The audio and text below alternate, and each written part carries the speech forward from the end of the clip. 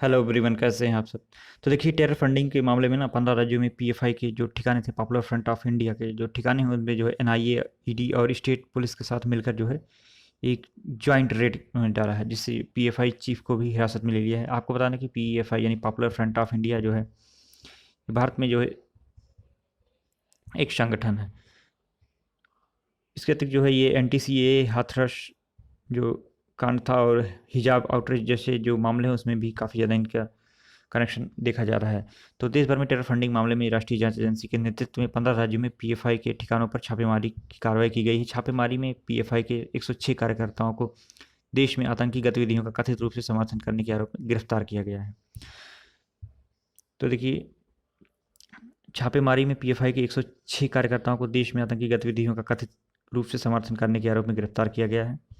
आप मैप में देख सकते हैं कि एनआईए का छापा किस राज्य में पड़ा और कहाँ से कितने लोग जो है अरेस्ट हुए। आपको बता दें कि एनआईए, ईडी और स्टेट पुलिस की जो जॉइंट टीम थी उसके द्वारा छापों में केरल से 39, कर्नाटक से 12, महाराष्ट्र से 20, आंध्र प्रदेश से 7, दिल्ली से 2, मध्य प्रदेश से 1, पांडिचेरी से 3, राजस्थान से 4, तेलंगाना से 1, असम से 1, मणिपुर, बिहार, पश्चिम बंगाल, गोवा, तमिलनाडु, मतलब गोवा से 1 1 और तमिलनाडु से 16 और उत्तर प्रदेश से 8 लोगों की गिरफ्तारी हुई है। जानकारी के अनुसार पीएफआई के चेयरमैन ओमा सुल्तान, नसरुद्दीन एलमारम पीकोया को हिरासत में लिया गया है। साथ ही कई राज्यों के प्रमुखों को गिरफ्तार किया गया है। तो देखिए, पीएफआई पर जो है कहर बनकर इस समय एजेंसियाँ टूट पड़ी हैं। वो एनआईए, ईडी और आईबी के जो निदेशक हैं, डायरेक्टर थे, उन्होंने खुद इनकी निगरानी कर रहे थे। उन्हें पूर्व से ही शक था। और आपको बता दें कि भारत के जो संकट मोचन है मिस्टर अजीत डोभाल, एनएसए, वो भी जो है इस पर जो है काफ़ी ज़्यादा निगाहें गड़ाए हुए थे। तो इस मामले को लेकर केंद्रीय मंत्री अमित शाह, जो केंद्रीय गृह मंत्री अमित शाह ने बैठक में एनएसए, गृह सचिव, एनआईए, डीजी सहित अधिकारियों ने भाग लिया। टेरर फंडिंग मामले में एनआईए, ईडी और राज्य पुलिस की संयुक्त टीम ने 11 राज्यों में पीएफआई के ठिकानों पर छापा मारा है। छापेमारी में अब तक पीएफआई के 106 से अधिक सदस्यों की गिरफ्तारी हुई है और कई नेता भी शामिल हैं। ये तलाशी आतंकवाद को फंडिंग करने, ट्रेनिंग कैंप आयोजित करने, यहाँ उसमें मार्शल आर्ट की ट्रेनिंग दे रहे थे, चाकू चलाने, बहुत सारे हथियारों की ट्रेनिंग दे रहे थे, जिसके जो है उन्हें भनक लग गई थी पहले से ही सरकार को। तो इस प्रकार से जो वो कैंप आयोजित करने और प्रतिबंधित संगठनों में शामिल होने के लिए लोगों को कट्टरपंथी बनाने में शामिल व्यक्तियों के घरों और कार्यालयों में की जा रही है ये जो जांच थी। आतंकी फंडिंग मामले में भी कार्रवाई हुई है। अधिकारियों ने बताया कि आतंकी फंडिंग, प्रशिक्षण शिविर आयोजित करना और प्रतिबंधित संगठनों में शामिल होने के लिए कई स्थानों पर तलाशी ली जा रही है। पीएफआई की राष्ट्रीय कार्यकारी परिषद ने एनआईए, ईडी द्वारा देश भर में जो की गई कार्रवाई है उसकी निंदा की। उन्होंने कहा कि नेताओं की गिरफ्तारी और उत्पीड़न एवं संगठन के सदस्यों और समर्थकों के खिलाफ कार्रवाई गलत है। ये जो है पीएफआई के जो सदस्य उनका कहना है। इसके अतिरिक्त उन्होंने कहा कि एनआईए के निराधार दावे के पीछे आतंक का माहौल बनाना है। पीएफआई के 106 सदस्य गिरफ्तार हो गए हैं।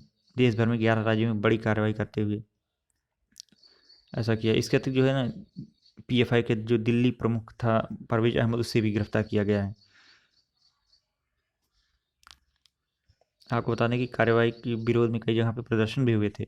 जांच एजेंसी की इस कार्रवाई के विरोध में पीएफआई और एसडीपीआई के कार्यकर्ताओं ने विरोध प्रदर्शन किया। कर्नाटक के मंगलुरु में एनआईए की कार्रवाई के खिलाफ पीएफआई और एसडीपीआई के समर्थकों ने प्रदर्शन किया था। साथ ही तमिलनाडु के डिंडीगुल में एनआईए की कार्रवाई के विरोध में पीएफआई के 50 से अधिक कार्यकर्ताओं ने प्रदर्शन किया था। वहीं असम से पीएफआई के 10 कार्यकर्ता गिरफ्तार किए गए। ये जो नेशनल इन्वेस्टिगेशन एजेंसी है ना, राष्ट्रीय अन्वेषण अभिकरण, उसके नेतृत्व में कई जांच एजेंसियों के सहयोग से चलाए गए देशव्यापी छापेमारी अभियान के तहत ना असम में जो 10 कार्यकर्ताओं को जो पीएफआई से जुड़े हुए थे उन्हें गिरफ्तार कर लिया गया। इनके ऊपर जो है सांप्रदायिक तनाव बढ़ाने और आंतरिक सुरक्षा, इंटरनल सिक्योरिटी के लिए खतरा उत्पन्न करने के आरोप में इन्हें पकड़ा गया था। इसके अतिरिक्त जो है काफ़ी दिनों पहले से भी कार्रवाई शुरू हो गई थी।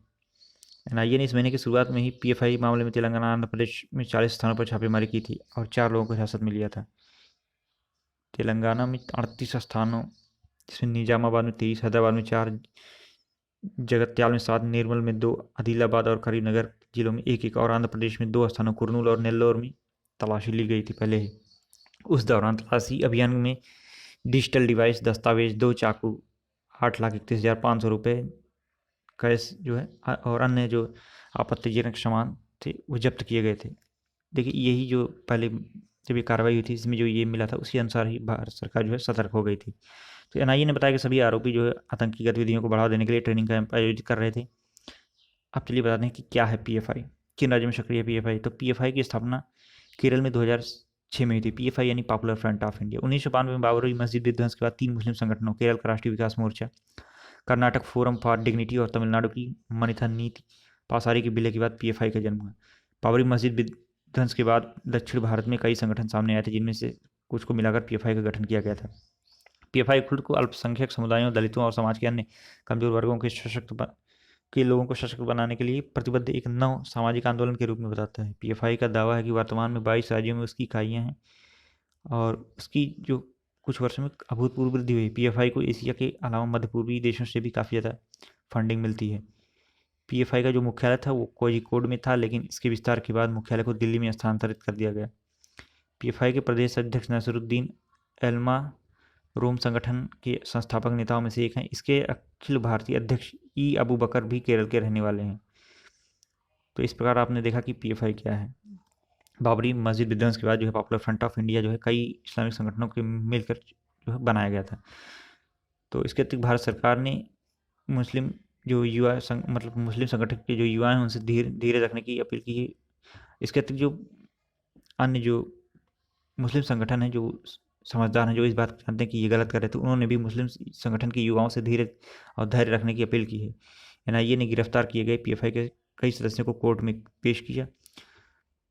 दिल्ली की जो पटियाला हाउस कोर्ट है उसमें पेश किया था। 11 राज्यों में जो इस प्रकार की 106 से अधिक पीएफआई सदस्यों को गिरफ्तार किया गया था संयुक्त टीम द्वारा। इन सभी को जो है पेश किया गया है। एनआईए छापे के विरोध में पीएफआई ने कल केरल में जो है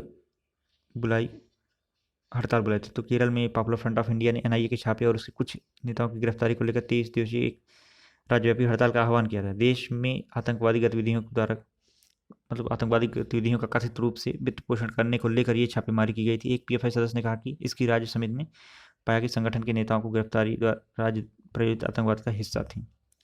तो देखिए, जो कुछ मुस्लिम संगठन है ना, जो वास्तव में राष्ट्रहित के बारे में सोचते हैं, उन्होंने कहा कि जितने भी मुस्लिम युवक हैं, जो युवा हैं, वो धैर्य बनाए रखें, क्योंकि भारत सरकार जो भी करेगी वो उचित ही करेगी।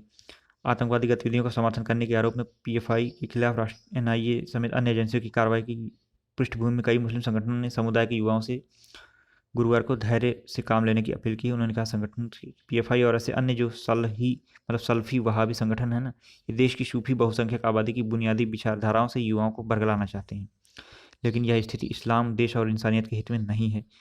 मुस्लिम स्टूडेंट्स ऑर्गेनाइजेशन ऑफ इंडिया ने ट्विटर पर कहा कि इन संगठनों ने भरोसा जताया कि उन्हें देश की न्यायिक व्यवस्था, कानून और संविधान में विश्वास है। इसके आपको बता दें कि जो भारत सरकार द्वारा यह जो पीएफआई पर कार्रवाई है, इसे भारत सरकार को बहुत पूर्व ही कर लेनी चाहिए थी, लेकिन जब भी हुए ठीक ही भारत सरकार ने जो भी किया ठीक किया। और यदि पॉपुलर फ्रंट ऑफ इंडिया किसी प्रकार से टेरर फंडिंग या अन्य मामले होती है तो इस पर बैन करने का भी प्रस्ताव जारी हो सकता है। तो इस प्रकार हम देखेंगे कि ये जो है एक बहुत बड़े शायद भविष्य में होने वाले किसी प्रकार की जो आतंकवादी घटनाएं थी उसे टालने का ये एक प्रयास काफ़ी ज़्यादा सफल रहेगा। इसमें जो है एनआईए, ईडी और आईबी जैसे जो संगठन मतलब भारत की जो जांच एजेंसियां, उन्होंने काफ़ी ज़्यादा सहयोग किया और गृह मंत्रालय भी इस पर काफ़ी ज़्यादा सचेत था। तो ये है पीएफआई और इसके जो है उसने हाल ही में अभी अपना जो है स्थापना दिवस मनाया था। तो मुख्य रूप से केरल में ही इसकी स्थापना हुई थी और इस समय जो कार्यालय था वो कोझिकोड से स्थानांतरित करके दिल्ली में पहुंच गया था।